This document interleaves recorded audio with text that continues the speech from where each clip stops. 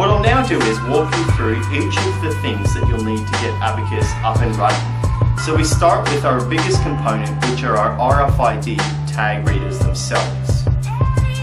So here today, I've got 4 of these readers, which are all identical. Now our last reader today has been fitted with a pole clamp. And this is an optional extra that we offer, where we've riveted a pole clamp onto the standard bracket of the reader.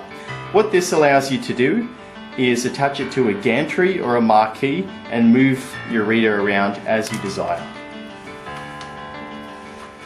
We've also got our Wi-Fi router. What this lets users do is connect their smartphones to all of the data through a portal and view results in real time.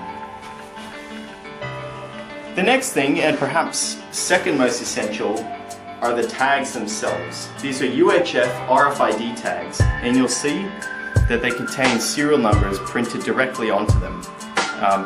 Very much permanent. The fact that these are alligator clips mean that they're incredibly versatile. You can clip these to anywhere on your clothing, your shoelaces, lanyards, bracelets, collars, hats. The options are virtually unlimited. This is opposed to wristbands, shoe tags, lanyards, other things you'll see in competitor systems. It's very simple, and they're built to last in the elements. We also supply a range of resources with Abacus, and I'll go through these later on and show you how they come in handy for the registration process. Those are the things that are included with the Abacus package, but I'll go through now what you need yourself to get Abacus up and running. So you'll need a host computer running Abacus software to speak to each of the readers. We recommend that you use a tablet device to help users register their tags on the day and to access the smartphone portal yourself from the registration tab. A power board to connect all of the devices. Here we're using one with 6 outlets. A USB hub for your computer to connect all of your devices. A television with HDMI connectivity, or at least one that can connect to your laptop computer. Alternatively, you could use a projector or a very large LED screen if desired. We've got the HDMI cable for the TV. We've got a table up to the right, which is to set everything up and rest everything on very neatly. And I've also got a clamp here, and I'll show this a bit later, just the ways we can actually attach the device to the table or to another platform. What I'll do now is actually set Abacus up for a demonstration. So I'll keep the video rolling and let's see it in action.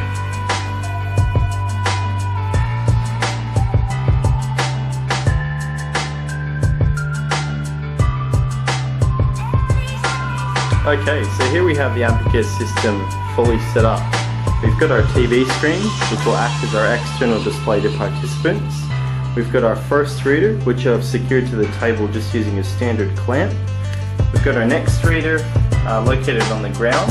You'll see that it's angled naturally up to pick up the walkers. We've got a second one on the ground, and then we've got our last one here attached to the leg of the table using the pole clamp. Now, it uses a 2-axis system, so you're able to adjust that to achieve the angle that you'd like. All of the readers are connected through a USB hub to the computer, a laptop host computer, and the laptop host computer is also connected to a Wi-Fi router located there in blue to provide the smartphone portal interface. Okay, now that we've successfully set up Abacus, the next step is to configure it for your particular event. And we do this all through the software on the host computer. So if you follow me around, this is the screen you'll see when you first start up Abacus. This contains some general information about how the system works, as well as the licensing limitations. So today we've set it up to use a maximum of 4 readers, and they're registered to Gotham City Relay. We'll go through to our settings, and the first step is to connect each of our 4 readers. So we'll do that in sequence, and it's connecting them each through a different communications port. Okay, we've connected each of our 4 readers. Towards the right hand side, you'll see that you're able to adjust some of the reader parameters. For instance, if some of your readers are not strong enough, you can up the output power or change your scan duration to achieve the desired outcome. We won't change any of these today. The next step is to set a system password to give us some administrative functionality. So today we'll set it as a simple password, 123, we'll confirm it. The system tells us that we successfully set that. The next one is to set some of our lap parameters. So today we'll say we're working with a track of 0.4 kilometers or 400 meters. And the next parameter is an anti-cheat time lockout. What this does is prevents a participant from lingering at the reader and getting laps for free. 60 seconds is at a reasonable minimum lap time for 400 meters. For the purposes of demonstration, we'll adjust that to 10 seconds today. You can set the name of your event and you can also configure your big screen, what users will see. So we'll do that now. Okay, so it's been configured. If you just follow around to the big screen, you'll see the screen that our users will see as they walk past. This will be populated as the event unfolds with some statistics. The other thing that ABACUS can do is you can tweak how many names you would like to see on the screen. So we'll do that now and you can spot how it changes. So here at our maximum resolution we display far more names, but this may be too cluttered or it may not suit the particular screen that you're working with. We'll take it down a notch for today's demonstration.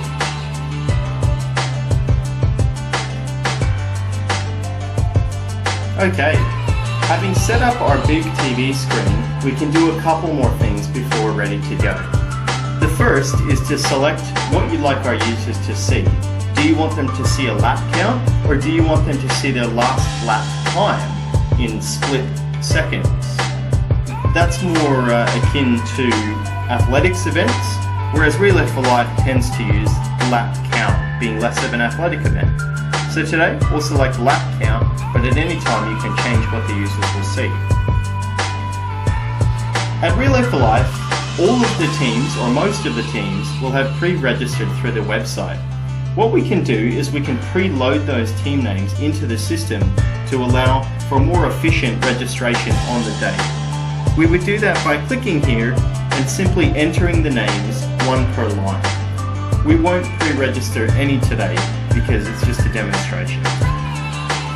Okay, now that our system is fully set up, we're ready to start reading tags. We can now progress to the read tag screen, but it's saying that our Wi-Fi network isn't yet configured correctly. And it's as simple as this. All we have to do is change the Wi-Fi network that our computer is connected to, and we'll connect to the ABACUS network, which is established using the router provided and powered by USB. Okay, so we're connected to that network, and we've rectified this fault. From here, anytime we would like to begin or stop reading, we need to enter our administrator password, which we'd set as 123. What this does is it prevents users from messing with this system once it's up and running. Once it's running, we can lock it, walk away for maximum peace of mind. Okay, ABACUS is set up and ready to go, but there is one problem. We haven't registered any tags yet, which is a really important part of the day. Now ABACUS is unique because it puts the onus of that whole registration process back onto the participant. That means that we only need 1 or 2 volunteers to hand out the tags, rather than a desk of a dozen like you would see at marathons, for instance. So let's say, hypothetically, that I'd like to come up and hire a tag. I'll pull a tag out of the bucket and I've been assigned tag number 1. Now there's one very important piece of information that I need to perform the self-registration process, and that's the password that goes with tag number 1. The staff at the registration counter can do one of 2 things. They can look up my password on the manual sheets that we provide, or they can use an Excel-based tool on a tablet computer or a laptop device. This tool allows staff to simply input the tag number and it will spit out the password. So let's type in tag number 1. It will tell us that our password is 6993, which is the same password as written on the sheet. So what our staff can now do is they can grab one of these, which are the flyers that we provide. The staff have printed these out and we can write that password in the form. So I'll do that now. I'll write that they've got tag 0001 and their password 6693. They take the tag as well as the little instruction pamphlet and they're okay to go start the self-registration process. So let's step through that now. So as a participant, I've got my little instruction sheet and I've got my tag. And I'm going to step through using my smartphone to actually register it. Okay, so the first step is take a smartphone device and connect to the ABACUS Wi-Fi network, the same one that connected to the host computer earlier. So we'll do that now. Yep, we're already connected. Okay, what we need to do now is to access the smartphone portal, and we do this through the web interface, whether it's Safari, Chrome, your preferred web browser. What this means is we avoid downloading apps onto people's devices. In doing so, we make it applicable to all devices. It's not just suited to Apple products or Android products, it's across the board. So we'll type in our URL, ABACUS, to access the portal itself. Okay, you can see here that we're loading the smartphone portal. We've accessed it and you've got a variety of options. We'll touch off on many of these in a few minutes, but for now, the first thing is to actually register our tag. We're confronted with a simple logon screen. Our tag number is tag number 1 or 0001, and our password, as written on the sheet, is 6993. Click login, and we're presented with some of our tag details. We'll see that our tag is currently unregistered. Now, we could select an existing team, of which there are none yet in the system. We can pre-register teams using the laptop, which we didn't do earlier, but had we done that, they would show up here. So, let's create a new team. We'll call it the Team Apples. Okay, we then select our name. I'm going to enter this tag to my name, Dawson S. Our tag number we can't change for obvious reasons, and if we'd like we can set a custom password to help us remember. I'm going to set this as car1. That means that I don't need to remember that 6993 number anymore. I'll save my tag details.